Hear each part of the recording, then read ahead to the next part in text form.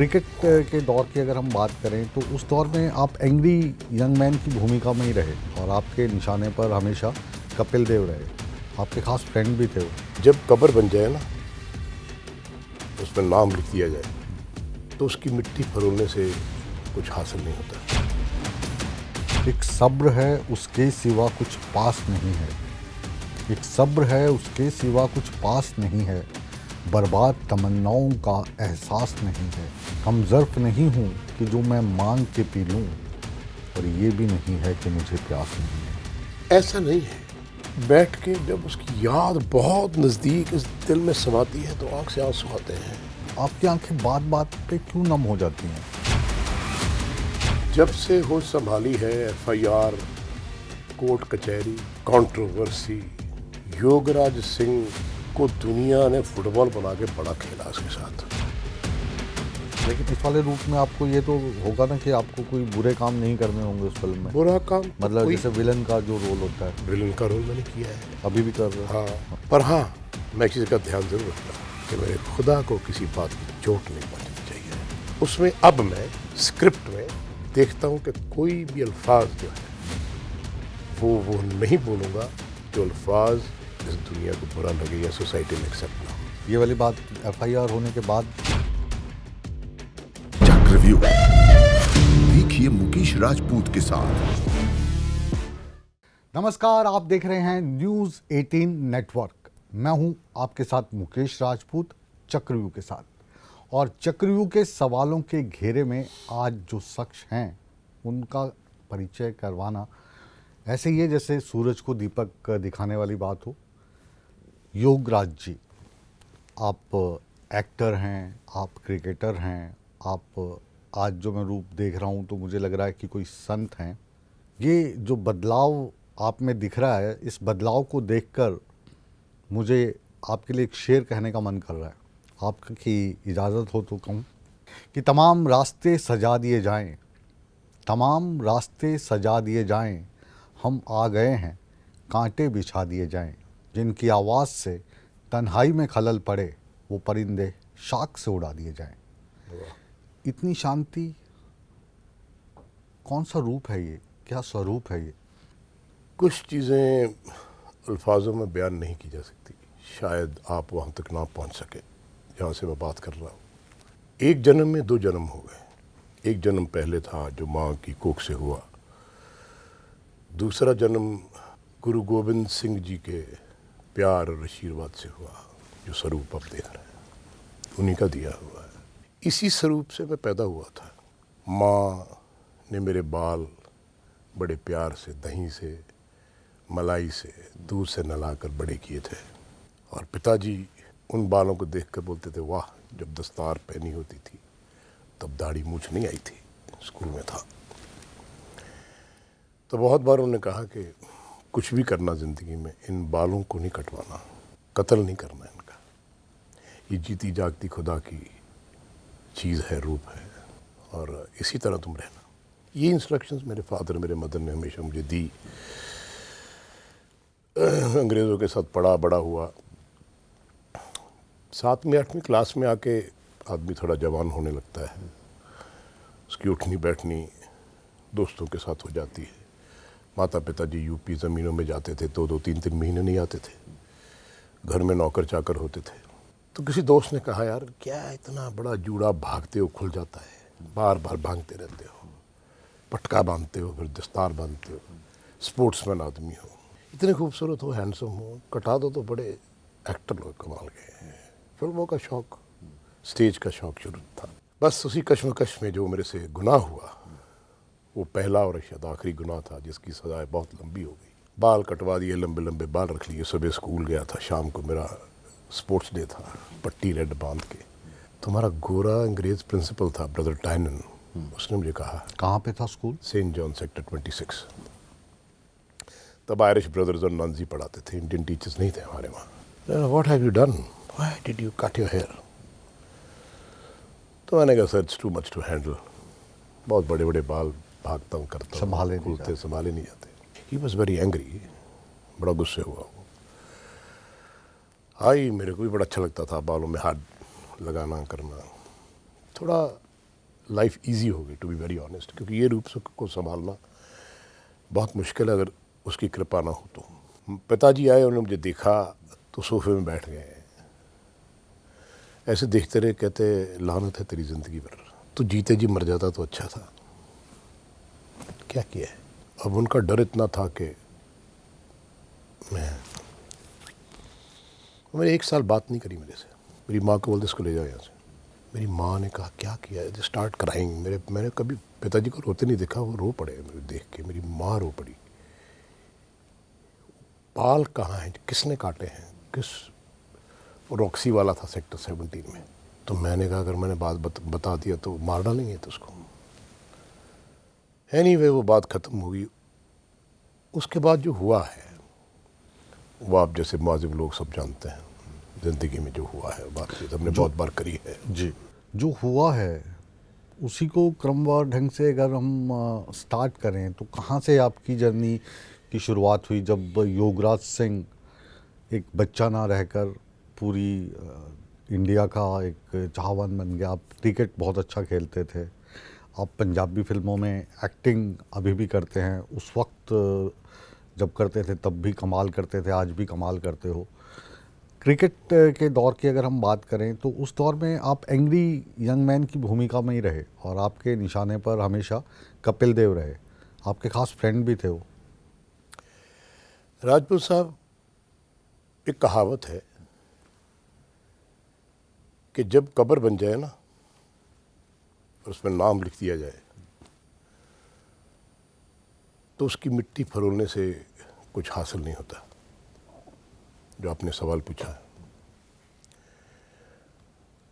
उस कब्र को योगराज सिंह को जब दफन किया, आग लगाई 15 महीने पहले, उसके बाद मैंने उस मिट्टी को कभी फरोला नहीं और ना ही उसके बारे में बात करता हूँ। बात जो मैं कर रहा था उसको आगे बढ़ाता हूँ। तो ये है कि उस दिन से जब मेरी माँ हॉस्पिटल में यूवी मेरे साथ था, मेरी माँ ने कहा मेरी कोख दागी कर दी तुमने, अगर तुम उसी रूप में ना आए, 10वें गुरु के तुम गुरुओं के सिंह होने चाहिए, सजे होने चाहिए, क्षत्रिय हो, गुरुओं की वचनों से पैदा हुए हो। राणा साहब संत ईसर सिंह जी तुम्हारे पिताजी हैं, तो मैं समझूंगी कि तुम मेरे बेटे नहीं हैं। तो वो चीज़ मेरे माता पिता की वो अंदर मेरे दिल में रहती थी। ये बात मैं आज इसलिए कर रहा हूँ क्योंकि ये बात मैंने कभी पहले की नहीं। कितने साल पुरानी बात है?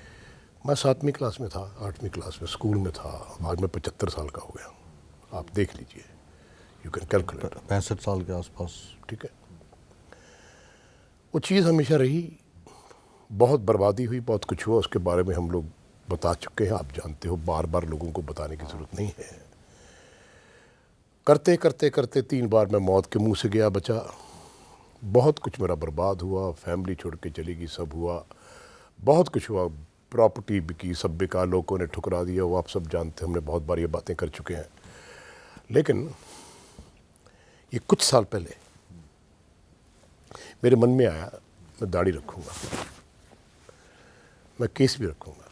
तो डॉक्टर के पास गया तो केस आ नहीं सकते, तो एक नई टेक्नोलॉजी चली, इंजेक्शन लगते हैं आपके ब्लड को लेके, पेनफुल है, इट्स ओके, लगाते बीच बाल उगने शुरू हो गए, बाल आ गए, जूड़ा होने लग गया, दस्तार बांधनी मैंने शुरू कर दी। फिर भी जब भी गुरुद्वारे जाता था, माथा टेकता था, या मंदिर में जाता था या मस्जिद में जाता था, जो एक ही गुरु है, एक मूर्ति है, सब जगह उपजया, कौन भले को मनते। तो कुछ दिल में आती थी बात, संपूर्ण नहीं हो। तो बहुत बार मैंने गुरुद्वारे में बाबा जी को बोला, मैंने कहा बाबा जी अमृत छकना है, कहते भी उसकी मर्जी है, जब वो मर्जी करेगा ठीक हो जाएगा। एल्केमिस्ट में मेरा हॉस्पिटल में ऑपरेशन हुआ, पेट फटा, वहाँ मरा मैं, दोबारा जिंदा हुआ, जीप गिरी, दोबारा जिंदा हुआ। अब 15 महीने पहले मैं 40s में दाखिल, मेरा ये सब नर्वस सिस्टम बंद, एवरीथिंग, वॉमिट, ब्लड, ये वो। डॉक्टर डोलो ने बोला सुबह तक दोबारा ऑपरेशन करेंगे, नहीं अदरवाइज यू आर डेड, तुम यहाँ से जिंदा नहीं जा सकते 40 से। आपको बोल दिया? जी। मेरी वाइफ भी साथ थे, मेरे बच्चे भी थे। यूवी को फ़ोन किया, मैं कहा तुम मत आना। मैं क्यों? वैसे ही मैं कहा मुझे देख नहीं पाएगा साल से, क्योंकि मेरे से मोहब्बत बड़ी करता है। और मैंने कहा तो ही ऑलरेडी टुक अ फ्लाइट, तो वो जब मैं सुबह उठा तो he had already reach from England. Anyway, तो डॉक्टर डोलो ने बोला कि तुम्हारी नर्व सारी ट्विस्ट हो गई हैं और वी हैव टू ऑपरेट। लेकिन उस ऑपरेशन में सिंस वो दोबारा हो चुका तो एल्केमिस्ट में जो मेरे सर्जन थे मिस्टर बत्रा, उनसे उन्होंने कांटेक्ट किया। वो कहते मैंने 2 जालियाँ डाली हैं अंदर, पर नर्व्स बड़ी वीक हैं, तो मुझे ड्रिप्स लगा के यूरिन पाइप वो सब कुछ आईसीयू में रख दिया गया। अब जो होता है वो सुनिए। 2-2:30 बजे मुझे गुरु साहब उठाते थे, खुदा के उठ, अमृत वेला, नाम जपो। 3:30-4 बजे के बीच में रोज़, ये पिछले 20-25 साल से होता है। अच्छा। जहाज़ में जा रहा हूँ तब पाठ कर रहा हूँ, 5 बानिए, 10 बानिए, कीर्तन, कार में हूँ, वाहिगुरु चौपाई साहब, ये 24 घंटे चल रहा था।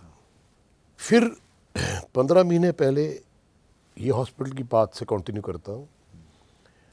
2 बजे आईसीयू में, फोर्टिस हॉस्पिटल में, यूरिन पाइप, ड्रिप्स, नाक में पाइप, मुंह में पाइप, ऐसे जैसे झगड़ा हुआ आदमी में पड़ा था।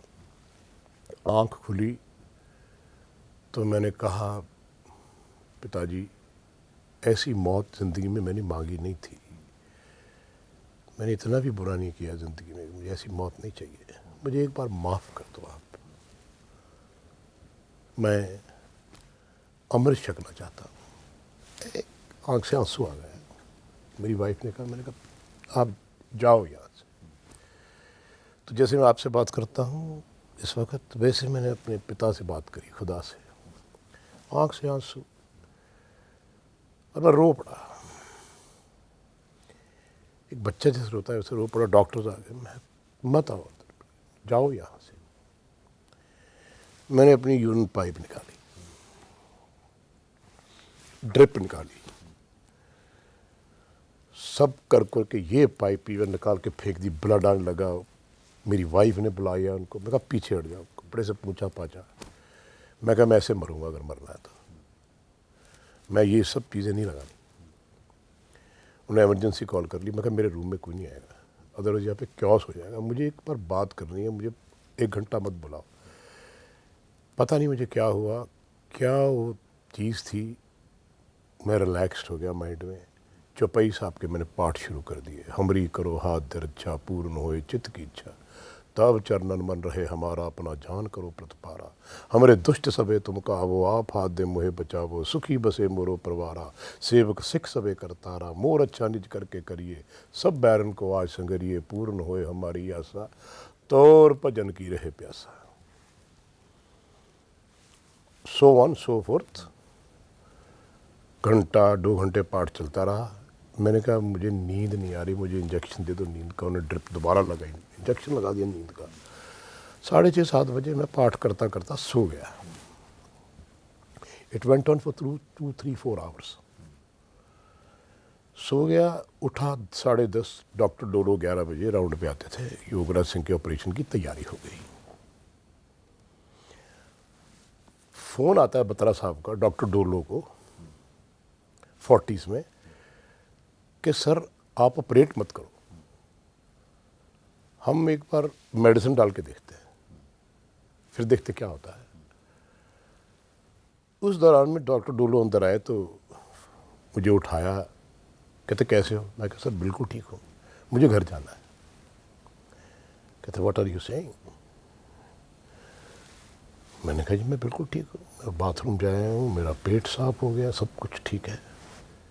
ये 10:30 बजे की बात है। उन्होंने कहा नहीं, मुझे सीटी स्कैन करना है। तो मेरा सीटी स्कैन हुआ 11:30 बजे। अब वो सीटी स्कैन को लगा के देखते हैं, देख रहे हैं, कभी मेरी तरफ देखते हैं, कभी डॉक्टरों को बुलाते, क्या हुआ? मैंने कहा sir what happen? He says your system is fine, जो कल था वो अब नहीं है, व्हाट हैव यू डन? मैं कहा सर आपको समझ नहीं आई थी। डॉक्टर को बोला बताओ भी क्या? ही गॉट वेरी मैड, ये क्या हुआ है? अगेन आफ्टर 2 आवर उन्होंने कुछ खाने को दो इनको, मुझे खाने को दिया, खिचड़ी विचड़ी। फिर कहा सीटी स्कैन 2 बजे फिर होगा। अब 2 सीटी स्कैन करते नहीं, पर यू वांट इट। दोबारा सीटी स्कैन किया, MRI करी, सबको स्क्रीन पर लगा दिया and he was sitting like this. मुझे बुलाया, कहते बैठो, क्या किया सच बताओ। मैंने कहा सर कुछ नहीं किया, आपको समझ नहीं आएगी, मुझे घर जाना, मुझे जाने दो, मुझे बहुत जल्दी है। He says no, you are prominent man, मैं ऐसे नहीं भेज सकता, एक दिन और रुको। खाना वाना, खिचड़ी विचड़ी, वेजिटेरियन फूड आया, खिलाया मेरे को, फर्स्ट क्लास, एवरीथिंग ओके, कोई पेन नहीं, कुछ नहीं। शाम को खाना खिला के फिर एक सिटी स्कैन हुआ, 3 बार सिटी स्कैन है इन 12 आवर्स, एवरीथिंग इज़ फाइन। एक रात रखा, कुछ हॉस्पिटल वालों को बिल बनाने की भी रहती है। मैंने कहा मुझे जाना है, कहते नहीं, एक दिन और। मैंने कहा सर 2 दिन रखो, 3 दिन रखो, यही आएगा। आई एम फाइन, छोड़ो परे, क्या लेना है, बिल बनाना तो देख लो। नहीं नहीं ये बात नहीं। मैंने कहा आई एम वेरी ऑनेस्ट, जो मेरे दिल में है मैं बोल देता हूँ, आपको बुरा लगे तो कोई बात नहीं। अल्टीमेटली 3rd डे उन्होंने कहा you are fine, go ahead. अब आप ठीक है? बता, ये एक बात रहेगी थोड़ी सी, हाँ। पूछ रह गई हाथी हाँ की। हाँ, नहीं पूछ भी जरूर। जाने से पहले मुझे कहने लगे हाँ, एक बात बताओ, किया क्या? Who are you? ऐसे मैं आपकी आंख में अखबार दिला, ऐसे पूछा तो I looked at him for 1 minute. I said sir nice to meet you, thank you.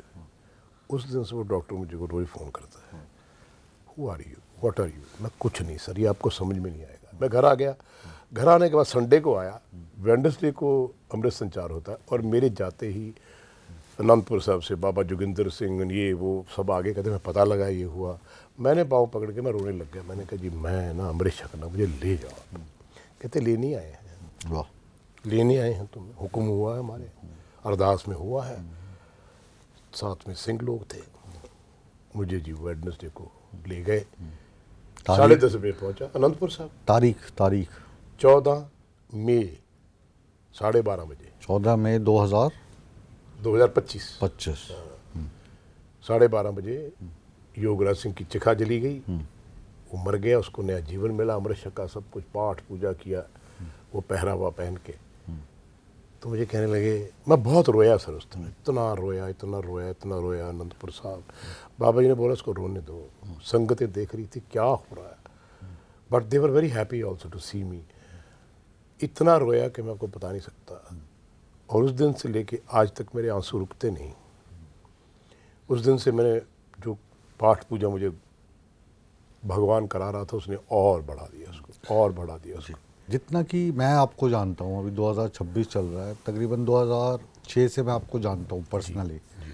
तो ये तो जो लो लगने वाली बात है, उस वक्त से ही मुझे आपको देखकर ये एहसास होता है कि कहीं पर सीधी लो तो आपकी लगी हुई है। उस वक्त भी लगी थी, आज भी लगी है। अभी जो आपने अमृत छकने वाली बात कही है, जो लोग सिख धर्म को कम जानते हैं मेरे जैसे, तो इससे ज़िंदगी में क्या बदलाव आता है? कौन कौन सी बंदिशें आ जाती हैं? सिख धर्म नहीं है, सिख पंथ है। पंथ, पंथ कहते रास्ते को, जो खुदा अकाल पुरख के साथ रास्ता जाता है, सब रास्ते ही हैं, यहाँ धर्म कोई नहीं है। तौल धर्म दया का पूत, जो दयालु है वही पंथ है, वही धर्म है। Sorry to correct you. नहीं, इसीलिए तो मैं पूछ रहा इसलिए हूँ। मैं क्यों, क्योंकि बहुत सारी चीज़ें जो अब पता नहीं है आती हैं वो मैं ज़रूर करता हूँ, बताता हूँ कि ये ऐसा नहीं है। ना कोई हिंदू धर्म है, ना मुसलमान धर्म है, ना सिख धर्म है, कोई धर्म नहीं है। हम सब एक पंथ, एक नूर ते सब जग उपजा, कौन भले को मंदे। कोई पगड़ी पहना हुआ है, किसने बाल रखे हैं, किसने बाल कटाए हुए हैं, लेकिन हैं सब हम एक ही पिता की संतान। इसलिए मैं सब में खुदा दिखता हूँ। पहले कम दिखता था, अब पूरा दिखता है कि राजपूत सर बैठे हैं। ये आदमी खुदा का बंदा है। कहीं मेरे से कोई ऐसी बात मुँह से निकल जाए जो आपकी शान में गुस्ताखी हो जाए या सुनने वालों की शान में गुस्ताखी हो जाए। अब ऐसा है, वो गुस्सा चला गया, वो दुनिया चली गई। हाँ, एक बात ज़रूर हुई जो आपने अभी कही कि मैंने आपको देखा था लिव लगी हुई।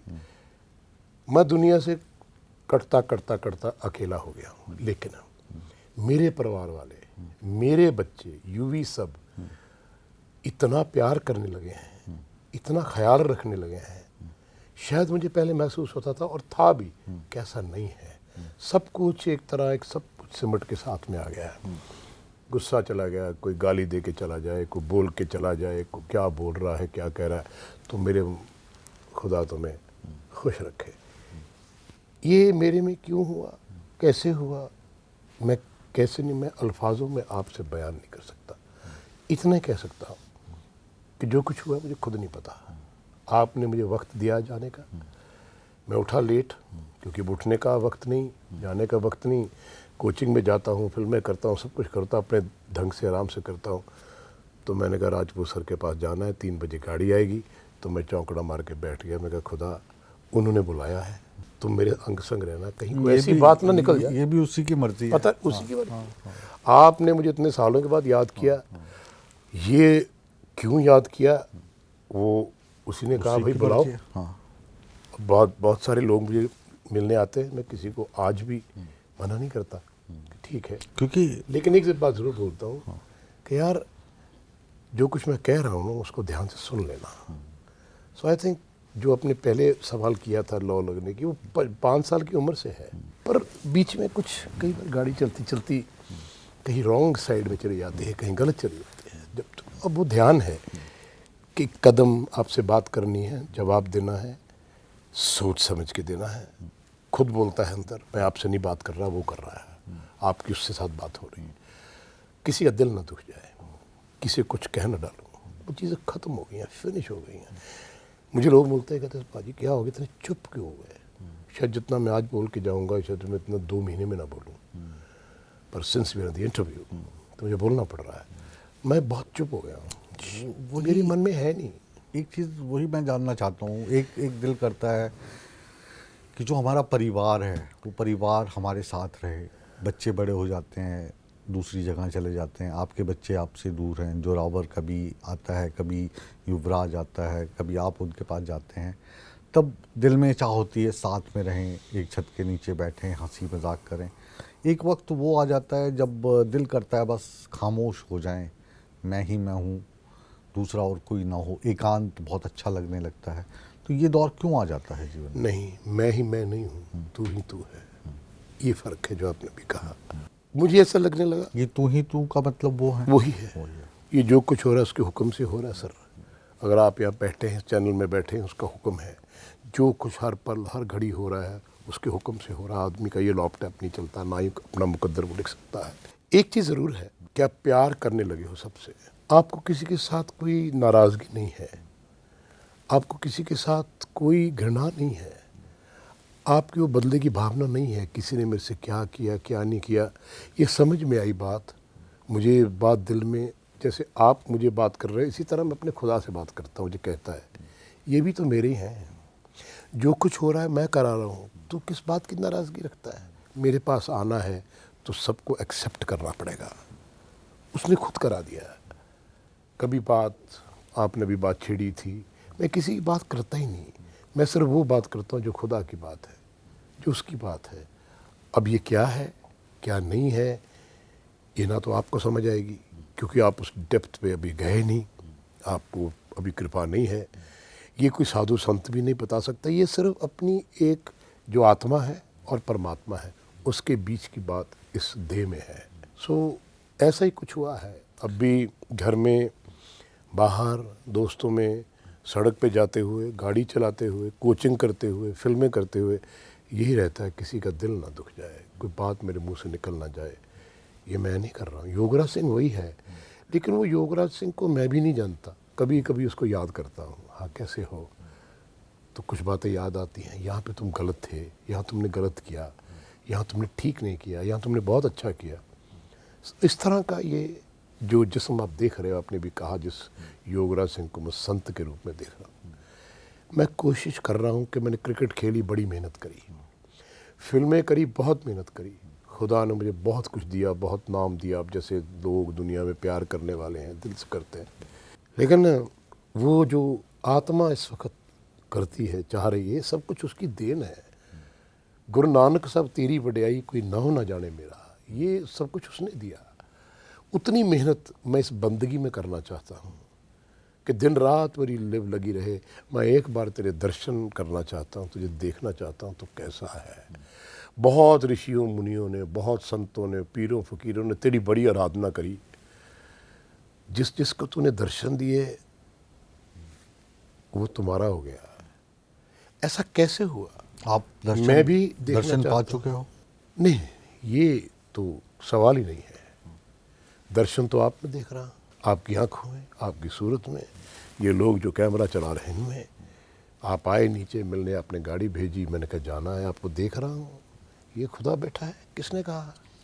देखने वाली नजर चाहिए। आप लोगों से दूर हो गए हो, या आप कह रहे हो कि मुझे सबसे प्यार हो गया है, बहुत या दूर फिर इस मुकाम पे आ गए हो कि कोई फर्क ही नहीं पड़ता? बहुत दूर हो गया दुनिया से, लोगों से। अकेला रहने की आदत पड़ गई है बहुत ज़्यादा। पहले भी थी पर ऐसे नहीं थी। किसी की तांग नहीं है। ऐसा नहीं है कि इसके बगैर मुझे गुजारा नहीं है। खाना मिल गया खा लिया, नहीं मिला कोई बात नहीं। एक वक्त की खुराक रह गई है, खा लिया तब भी ठीक है। हाँ, उसकी याद रहती है 24 घंटे। जब भी जाता हूँ कीर्तन सुनता हूँ, उसका नाम सुनता हूँ, वाहिगुरु वाहिगुरु, राम राम, अल्लाह। कभी मंदिर में चला जाता हूँ। एक शेर मैं और कहना चाहूँगा, और उसके मायने फिर आपसे समझना चाहूँगा। किसी कव्वाली में सुना था मैंने कि एक सब्र है उसके सिवा कुछ पास नहीं है। एक सब्र है उसके सिवा कुछ पास नहीं है। बर्बाद तमन्नाओं का एहसास नहीं है। कम ज़र्फ़ नहीं हूँ कि जो मैं मांग के पी लूँ, और ये भी नहीं है कि मुझे प्यास नहीं है। ऐसा नहीं है, क्योंकि जब, अब आपको कैसे बताऊं मैं, let me try to explain it.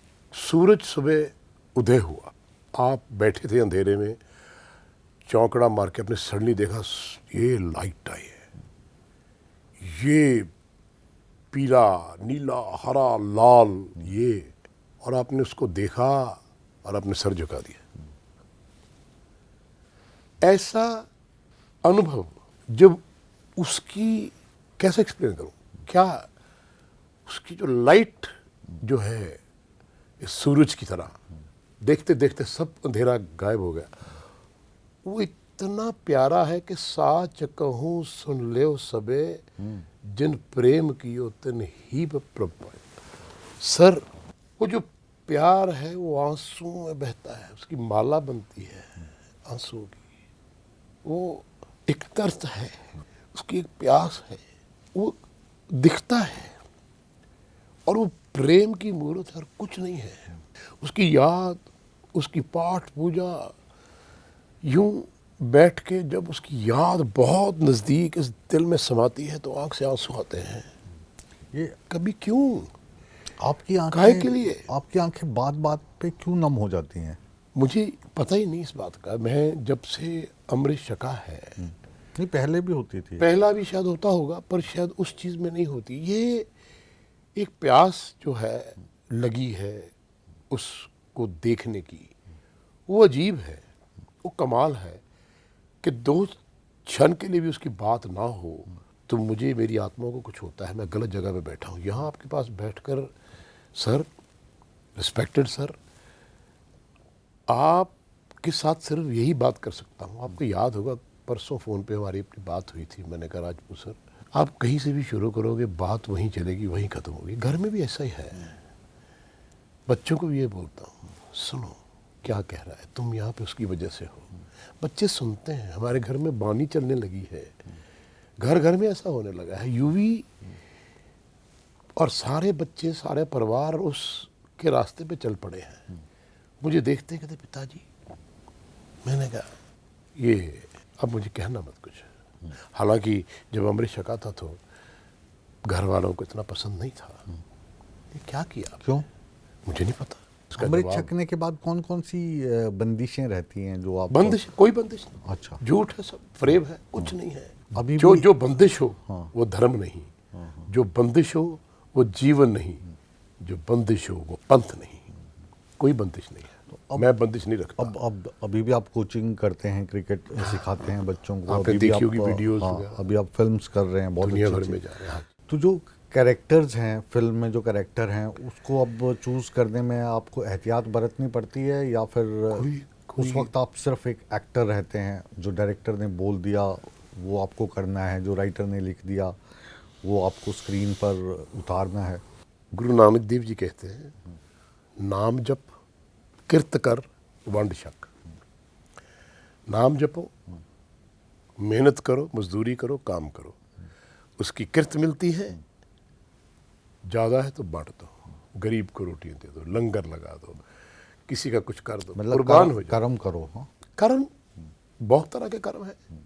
ये जो आपने सवाल पूछा उसका जवाब दे रहा हूँ। मुझे I am a blessed man, thank you God. Act an actor Kirat the, coach Kirat the, cricket सिखाने की किरत दी। बच्चों को बोलता हूँ तो लोग बोलते हैं मुर्दे जगा देते हो। आपके प्यार से जो भावना आती है उन पे हम कुर्बान हो जाते हैं। लोग अपनी प्रॉब्लम्स मेरे पास लेके आते हैं, वो सॉल्व हो जाती हैं। कुछ मुंह से बोलता हूँ वो सच हो जाता है। डर लगने लगा है, बहुत डरता हूँ खुदा से बहुत। वो मेरी जो एक्टिंग लाइन है, मैं एक्टर हूँ। हाँ, इतना ज़रूर हो गया कि मैं इस पहरावे को हाथ नहीं लगाने दूंगा। ये पहरावा ऐसे रहेगा। और जब मैंने ये पहरावा मुझे खुदा ने पहनाया था तो मैंने कहा पहले भी तो एक्टर तूने बनाया है, क्रिकेटर तूने बनाया, कोच तूने बनाया, यूवी का इतिहास तुमने लिखा, ये सब तूने लिखा है, मेरा तो कुछ नहीं है। मैं तो वो राजा हूँ जो दान भी देता था और रो भी पड़ता था। तुलसीदास जी ने पूछा, राजन क्या करते हो तुम? दान भी देते हो, रोते भी हो, सर भी झुकाते हो। तो उसने कहा देने वाला कोई और है, लेने वाला भी कोई और है, मेरा तो वैसे नाम ही है। इसलिए नज़रें झुक जाती हैं, आँख से आंसू निकल पड़ते हैं कि खुदा, अरे तू मुझे कितना नवाजता है, कितना कुछ तू मेरा नाम इस दुनिया में पैदा करता है, मैं तेरा देना कहाँ दूँ? तेरा कोटान कोट धन्यवाद, तेरा शुक्र है कि तूने मुझे ऐसा जीवन दिया कि लोग मुझे मोहब्बत करते हैं, प्यार करते हैं, प्यार से कहते हैं हमारे बापूजी आ गए। योगराज सिंह करोड़ों लोग बापूजी कह के बुलाते हैं, हमारे बुजुर्ग। इससे ज़्यादा खुदा आपको क्या दे दे। लेकिन यही मुझे मिला जी, इसके बाद उसका बयान मैं आपको अल्फाजों में कर नहीं सकता। जो पहले था वो योगराज सिंह मुझे अच्छा नहीं लगता था, क्योंकि मैं वैसा था नहीं। वो हालात से लड़ते लड़ते लड़ते लड़ते लड़ते मैं भूल गया था कि रास्ता तो ठीक कर ले। अब जिस दिन से रास्ता ठीक हुआ वो सब कुछ अपने आप ही ठीक हो गया। तो गाहे बगाए अभी बात करें हम, तो रास्ता ठीक हुए तो 14 मई 2025 आप से देख लीजिए, आज जून जुलाई अगस्त तो अगस्त चल रहा है, 15 महीने 27 का तो मैं हो गया एक बच्चा। तो ये जो 15 महीने का बच्चा है, ये जब बच्चा 15 महीने का नहीं था, पीछे की बात करूं तो इस बच्चे को, ये भोला भाला बच्चा ही लगता है मुझे। आप इस वक्त जिस रूप में बैठे हैं, ये कहना गलत होगा कि बच्चा लगता है, लेकिन शुरू से मैंने आपके अंदर वो एक बच्चा देखा है, वो इमोशंस देखी हैं, आपकी आंखों की नमी देखी है। तो क्या लोग आपको मिसयूज़ कर जाते थे? क्या आपका जो व्यवहार है इस तरीके से करने पे मजबूर कर देते थे कि योगराज सिंह का पर्यायवाची बन गया, कंट्रोवर्सी जो भी करते थे उसमें कंट्रोवर्सी हो जाती थी? पहली बात तो ये है कि मैंने उस बच्चे को कभी मरने नहीं दिया, बचपन से लेके आज तक। वो बच्चा कभी रो भी पड़ता है, कभी हंस पड़ता है, करता खुदा की बात है। वो पहले वाला जो बच्चा था वो सिर्फ रोता था, साधु संत जैसा दिखता था, पर उसके दिल में, उसकी आत्मा में कुछ और था। ये दुनिया की गंदगी थी, साफ नहीं हुआ था, उसको साफ किया है, ये समृत ने साफ किया है, साफ अभी हो रहा है। दुनिया तो अभी भी वैसी ही गंदगी वाली है। दुनिया कौन सी दुनिया? जिस दुनिया में हम रहते हैं। मैं तो उस दुनिया में नहीं रहता, रहता था पहले, अब नहीं रहता। मैं चलता हूँ, मैं देखता नहीं, दिखता हूँ तो मुझे लगता है ये सब तेरी है, क्या पसारा है तेरा, वाह कमाल है वो दुनिया। लेकिन जो आपके शरारती दोस्त रहे होंगे जब आप एंग्री मैन रहे, तो वो जब आज आपको मिलते हैं तो ऐसा तो नहीं बोलते यार क्या कर रहे हो? सब छोड़ गए, छोड़ गए। कोई बात ही नहीं करता, कोई व्हाट्सएप ही नहीं करता, मैं किसी से बात नहीं करता। हाँ। अब 24 घंटे में से हाँ। एक 2-3 घंटे की नींद होती है, बाकी तो उसका नाम चलता है। तो शायद उनको लगता होगा यार आदमी सठिया। जब आप पिछली बार आए थे तो आपने बताया था कि जब युवराज की आप तैयारी कराते थे तो उनकी मम्मी शबनम जी बोलती थी कि मर जाएगा, छोड़ दे इसको, और आपने तब उनको कहा था कि मर जाएगा तो कोई बात नहीं, हम और पैदा कर लेंगे। उस लेवल की डेडिकेशन, तैयारी भी वही करवाता था। युवराज सिंह को भी उसने दिया, मेरी बीवी, मेरे बच्चे, सब कुछ उसी का दिया हुआ है। जैसे वो हुक्म करता था वैसे मैं कर रहा था। इसकी बात समझ में आ जाई है। क्या है योगराज सिंह, तू जब से पैदा हुआ आज तक तेरे को ये लगा कि तूने बहुत कुछ किया, तूने युवराज को बनाया, तू बहुत बड़ा कोच है, तू बड़ा मैजिशियन है, तू जहाँ हाथ रखता है वो सोना बन जाता है, जो तू इसको बोलता है वो मुर्दा उठ खड़ा होता है। तू कर रहा है कि तेरे अंदर कोई बोल रहा है। आज पता लगा, अब पता लगा, अरे मैं तो कुछ भी नहीं, माटी का पुतला हूँ जो अंदर बैठा है इधर, वो कह रहा है। ये जो आपके साथ मैं बात कर रहा हूँ वो बोल रहा है। राजपूत साहब मेरी आत्मा से बात कर रहे हैं। पहले योगराज सिंह के शरीर से बात करते थे, वाह, वो ख़त्म हो गया, उसको आग लग गई 15 महीने पहले। मैं खुद वहाँ खड़े होकर नंदपुर साहब, पिताजी ये वो आपका बेटा है जो किसी काम का नहीं था। मतलब परिवार में आप हो भी और परिवार में नहीं भी हो। बिल्कुल ठीक। मैं ये जानना चाहता हूँ आपसे कि परिवार है क्या, किसको परिवार मानते हैं हम, कौन है परिवार? सारा ब्रह्मांड परिवार है। उस परिवार का एक ही सदस्य है, एक ही बड़ा है, वो परमात्मा है। तू ठाकुर तुम पे अरदास, जियो पिंड सब तेरी रास, तुम मात पिता हम बारक तेरे, तुम्हारी कृपा में सुख गनेरे, कोई न जाने तुम्हारा अंत, ऊंचे से ऊंचा भगवंत, सगल समगरी तुम्हारे सूत्रधारी, तुम ते होए स्वाज्ञाकारी, तुम्हारी गत में तुम ही जानी, नानक दास सदा कुर्बानी। शायद आपके समझ नहीं आया। वाह, नहीं, ये वही है। जिस दिन आदमी को ये समझ आ जाए सर कि जो कुछ संसार में हो रहा है मैं नहीं कर रहा हूँ, ये वो कर रहा है और ये सच है। आदमी की ये जो मैं है ना, ये फंसी हुई है बीच में। मैंने युवराज को बनाया, नहीं नहीं, मैंने परिवार बनाया, नहीं मैंने ये किया, मैं एक्टर, मैं ये, नहीं नहीं नहीं नहीं। अरे कहाँ तुम गलत फहमी में घूमते हो। वो चाहे तो तेरा सास दूसरा आए या ना आए, खत्म। तो क्या ये बात अब समझ में आई। योगराज सिंह जब तू कहता था उसी की कृपा है, ये वाकई उसी की कृपा है। अब दिखता है, अब वो बोलता है, हाँ मेरा बेटा तो चल। ये और सुनिए, हाँ, कोई काम जहां नहीं जाना वो नहीं जाने देता, बेशक कमिटमेंट भी हो जाए। ये तो है। जिसको रखना है वो रखना है एट एनी कॉस्ट, जिसको नहीं रखना है वो निकाल के योगराज सिंह से दूर फेंक देता है। आज तक जो भी इस वक्त मेरे साथ चल रहा है, आप पहले जर्नलिस्ट हैं 14 महीने में जिनके पास मैं पुराना ताल्लुकात लेके आया हूँ। क्यों? क्योंकि इस इंसान में मुझे सच्चाई दिखती है। चलो ये तो आप अब बड़प्पन है। नहीं, ये सच है। अब बहुत सारे लोग मुझे फ़ोन करते हैं, मेरा पिता बोलता है मना कर दो, आई एम सॉरी यार पाजी। सो आप समझिए मेरी बात, किसको रखना है वो मेरे पास है, किसको नहीं रखना है वो नहीं है।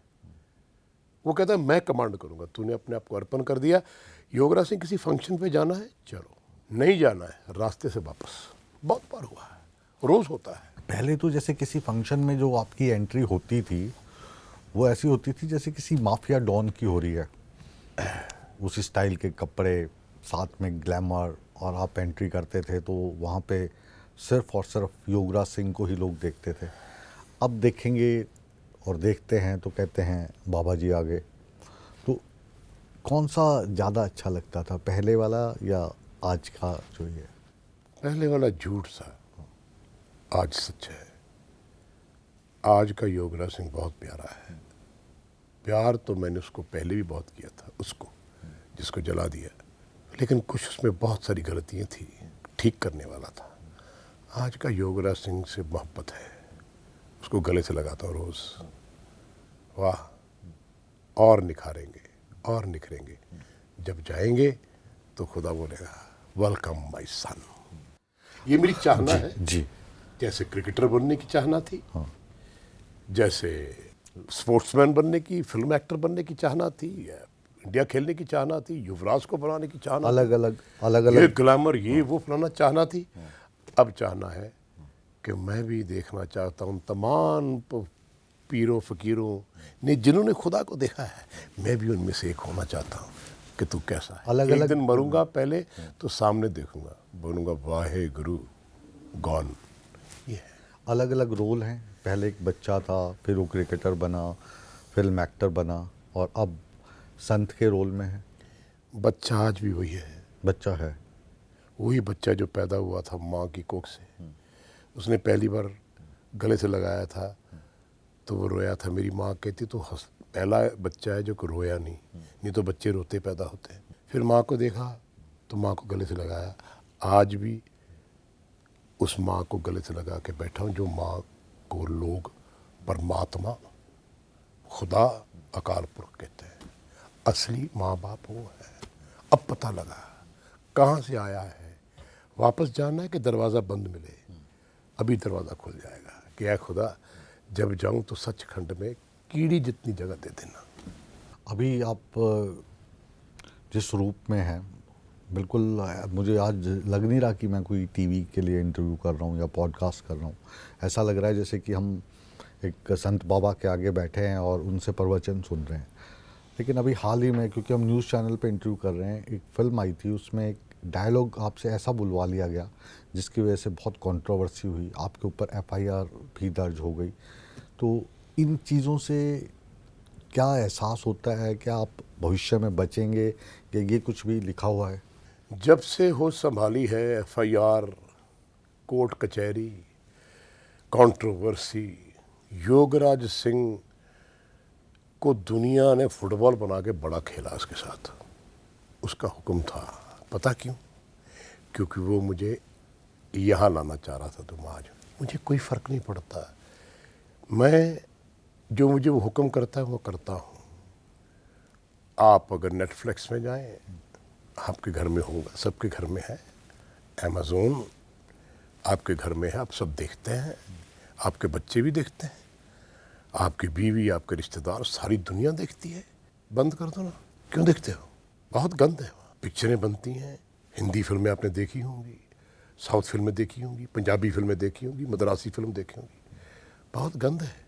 ये क्या चलन आ गया है? आपके सवाल का जवाब, बंद कर दो। क्यों लेते हो ऐसे एक्टर्स को? फिल्में बंद। क्योंकि जब से ये चीज़ बनी है, कृत बनी है, पहले रूप तेरा मस्ताना, राजेश खन्ना, शर्मिला टैगोर, शायद मैं बड़ा छोटा था, उससे पहले भी।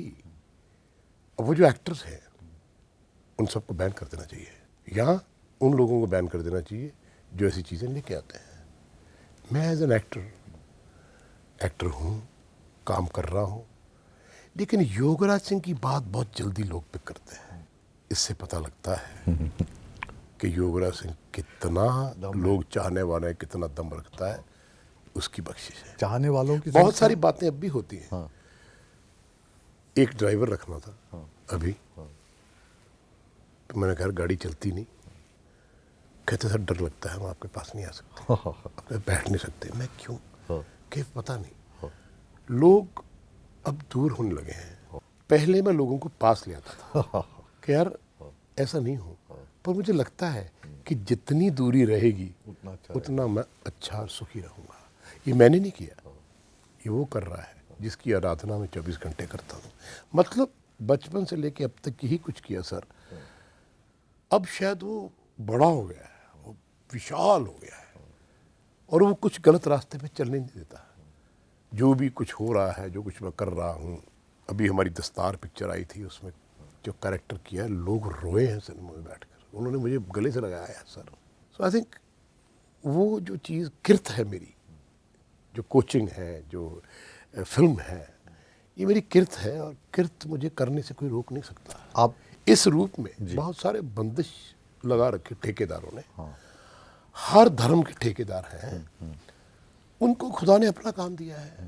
मैं अपना जीवन अपने ढंग से जीता हूँ, जिसमें कोई दिखावा नहीं होना चाहिए, बंदिश नहीं होनी चाहिए। सी फ्रीडम सबसे पहले है, आज़ादी, और आज़ादी की बहुत बड़ी कीमत है। आज़ादी सिर्फ एक ही जगह से मिल सकती है, उसके नाम जपने से, और आज़ादी नहीं मिल सकती। प्यार भी उससे नीचे है, प्रेम। सो मैं आज़ाद हो गया। अब नटशेल बात जो आपने पूछी, मैं पिंजरा मेरा खुदा ने खोल दिया कि जा मेरे बाज, उड़ जा, ये सब कुछ भ्रमंड तेरा है, तेरे को कहीं बैठने की ज़रूरत नहीं। जहाँ मैं चाहूँगा तुम्हें मैं खुद बैठा लूँगा। ये है। आप आपके समक्ष आज पता नहीं बार बार कुछ ऐसे शेर याद आ रहे हैं, ऐसी गज़लें याद आ रही हैं जो मन करता है कि आप बैठे हो तो साझा करूं। शमीम जयपुरी साहब की ये गज़ल है, बेगम अख्तर ने गाई थी कि ज़मीं पे रह के दिमाग आसमां से मिलता है, ज़मीं पे रह के दिमाग आसमां से मिलता है, ये सर जो कभी तेरे आस्तां से मिलता है। ज़मीं पे रह के दिमाग आसमां से मिलता है, ये सर जो कभी तेरे आस्तां से मिलता है। सुना है किसी को लूट लिया है रहबर ने, सुना है किसी को लूट लिया है रहबर ने, ये वाक़या तो मेरी दास्तां से मिलता है। दरे हबीब भी, बुतकदा भी, काबा भी। दरे हबीब दोस्त का घर, आप तो जानते ही हैं, काबा यानी मंदिर, मस्जिद। दरे हबीब भी, बुतकदा भी, काबा भी, अब देखना है सकून कहाँ से मिलता है। चलो शमीम हम भी वहीं हाथ फैलाएं, सारे जहां को जहां से मिलता है। वाह वाह, अब आपने सब कुछ कह दिया। ज़िंदगी में अगर सुकून चाहते हो, सुख चाहते हो, तो उसके नाम की छत्र छाया के नीचे है और कहीं नहीं है। अब जैसे आप एक्टर के तौर पे जाते हो और एक्टर का जो धर्म है उसका धर्म ये है कि जो राइटर ने लिख दिया, जो डायरेक्टर ने आपको बताया, जो कॉस्ट्यूम वाले ने आपको कपड़े पहनने को दिए, जो आपको प्लॉट दिया, उस पर आपको काम करना है। लेकिन अब क्योंकि आप अमृत छक चुके हैं और एक आपने कहा कि ये वाला जो मेरा पहरन है इसको आप नहीं बदलेंगे, तो आने वाले जो फिल्में होंगी तो दर्शक जानना चाहेंगे आप इसी रूप में उनको दिखाई देंगे। बहुत सारी फिल्में खुदा की फजल से मैं कर रहा हूँ, इसी रूप से कर रहा हूँ, और बहुत सारी फिल्में रिलीज़ होती हैं, हो रही हैं, वो भी इसी रूप में है।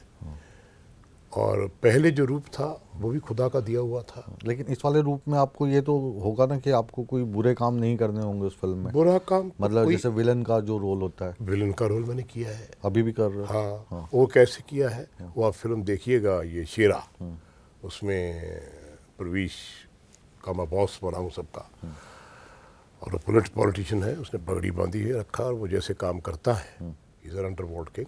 अच्छा, तो व्हाई नॉट। मतलब वो जनरल्स वाले लोग हैं। और काल कोठरी में बहुत सारी फिल्में और भी आ रही हैं। पर हाँ, मैं किसी का ध्यान ज़रूर रखता हूँ कि मेरे खुदा को किसी बात की चोट नहीं पहुँचनी चाहिए, मेरे गुरु को किसी बात की चोट नहीं पहुँचनी चाहिए। उसमें अब मैं स्क्रिप्ट में देखता हूँ कि कोई भी अल्फाज जो है वो नहीं बोलूँगा जो अल्फाज इस दुनिया को बुरा लगे या सोसाइटी में एक्सेप्ट ना हो। वो मैंने बड़ा स्ट्रांगली रिएक्ट किया है। ये और वाली उसकी वजह ये है, ये वाली बात FIR होने के बाद? नहीं, पहले भी था। हाँ।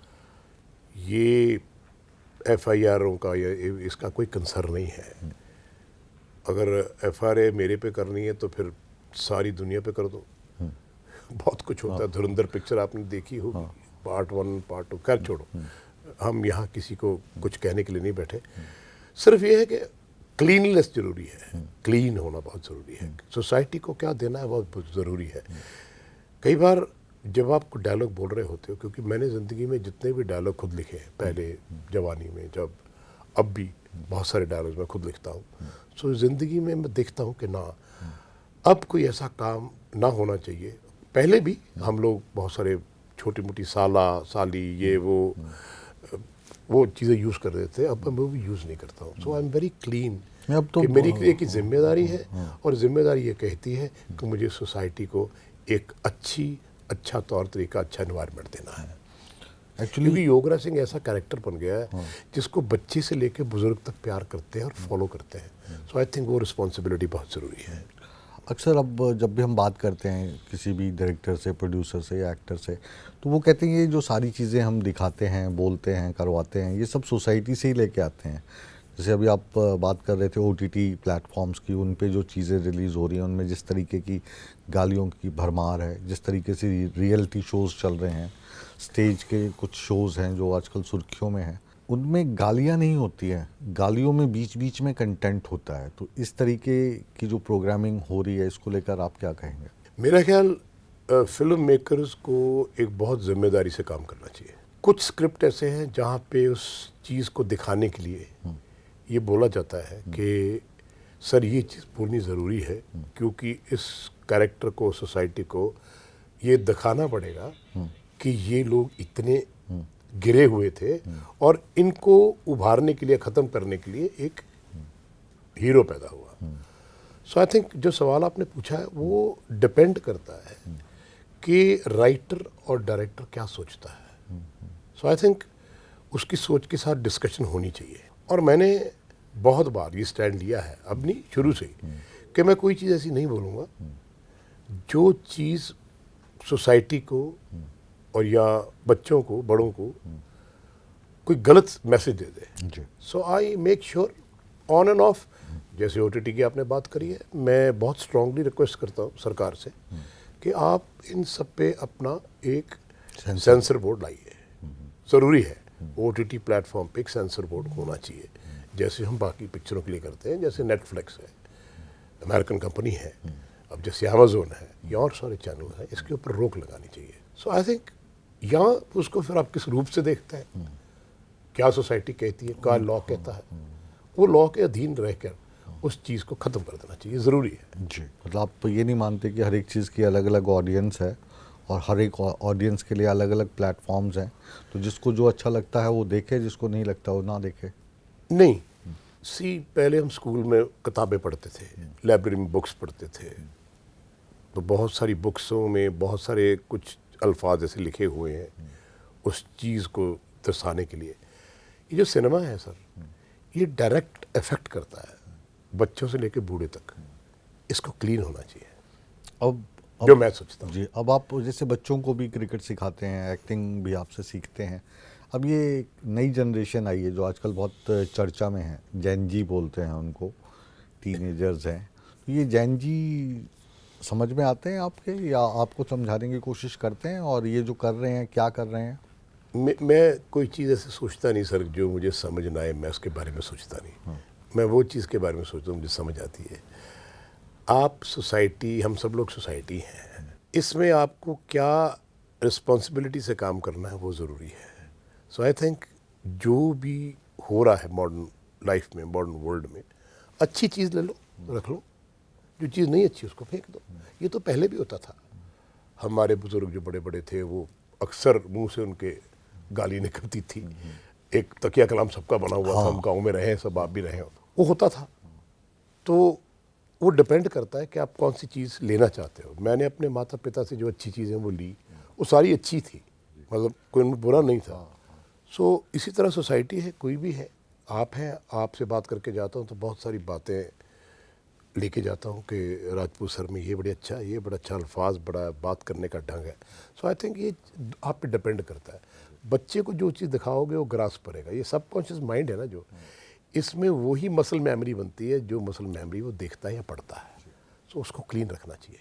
मन तो ये है कि इस इंटरव्यू को और लंबा लंबा लंबा खींचते जाएं, लेकिन समय की पाबंदी है और आपको फिर दोबारा भी जल्दी बुलाना है। तो आज का जो ये चक्रव्यूह है, जिसके सवालों के घेरे में मैंने आपको लेने की कोशिश की, लेकिन हमेशा ये मैं दर्शकों को बोलता हूँ कि आप कहाँ तक उसमें उलझे, ये फैसला जनता करेगी। लेकिन मुझे लगता है आज मैं उलझा नहीं पाया आपको ठीक से। मेरा ख्याल, मैं हमेशा जब भी आपके पास आया हूँ, यहीं भी कहीं भी गया हूँ, एक बड़े साफ मन से गया हूँ। और जब साफ मन से आप जाते हो और फिर इस जगह पे जब अब खुदा ने बैठा दिया है, तो उसमें उलझने की कोई बात है नहीं। जो आपने पूछा वो मैंने सुन लिया, जो मैंने कहा वो आपने सुन लिया। ये बात, मुलाकात इसी तरीके से आगे भी जारी रहें। न्यूज़ 18 नेटवर्क की तरफ से मैं आपका तहे दिल से शुक्रिया अदा करता हूँ। इस तरीके से ही आते रहिए, मिलते रहिए, बातें बताते रहिए। हमें बहुत खुशी होती है जब आप आते हैं। आपका बहुत बहुत धन्यवाद। बहरहाल, न्यूज़ 18 नेटवर्क के इस खास एपिसोड चक्रव्यूह को अब यहीं पर हम विराम देते हैं, लेकिन आप कहीं मत जाइए, बने रहिए हमारे साथ, क्योंकि चक्रव्यूह के बाद भी नेटवर्क 18 पर खबरों का सिलसिला लगातार जारी है। बने रहिए।